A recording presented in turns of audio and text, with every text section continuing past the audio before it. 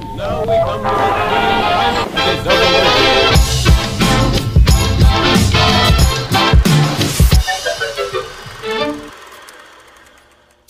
Gawa tayo ng masarap na dessert na gulaman.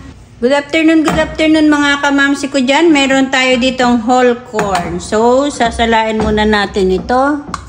Gagawa na tayo ng simpleng panghanda ngayong Kapaskuhan mga kamamsi. Simple pero masarap. So, salain natin to. After nating madrain yung ating mais, maglagay na tayo sa ating hulmahan bago tayo magluto. So, nakadepende na po sa inyo kung gaano karami ang ilalagay ninyo. So, naglagay ako ng 1/3 cup na white sugar. Maglagay tayo ng 4 cups na water. And then, 24 grams na unflavored jelly mix. Kahit ano pong brand ng gulaman ay pwede nyo pong gamitin.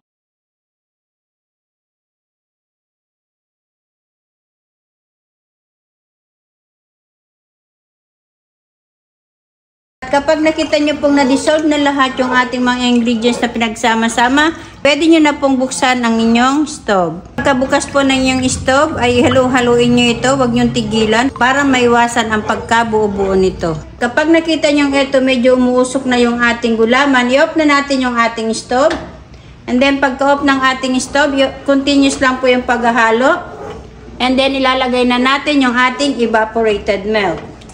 Continuous lang yung halo at saka dahan-dahan lang para hindi magbuo-buo yung ating niluluto. Naka-off po yung ating stove mga kamamsi. Pagkalagay natin ng evaporated milk, isusunod natin yung ating condensed milk.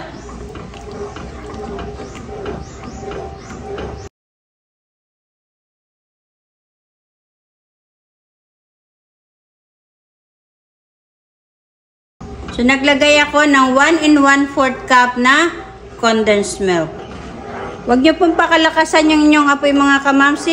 So, ayan mga kamamsi, nakikita nyo, umuusok na siya at medyo kumukulo na rin sa tabihan. I-off na po natin yung ating stove at luto na itong ating gulaman. Ayan, saka natin lagyan ng ating mixture. Halu-haluin po muna natin ito. And then, pagkahalo natin, saka natin dahan-dahanin ng paglagay.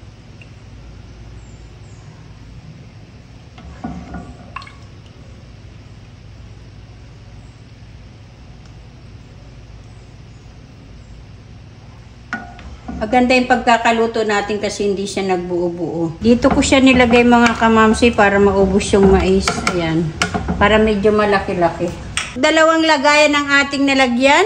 So, iset aside natin ito at paglamig nito ay ilalagay ko sa ref. Pagkalamig po niya, nilagay ko po siya sa ref mga kamamsi. Ayan na siya.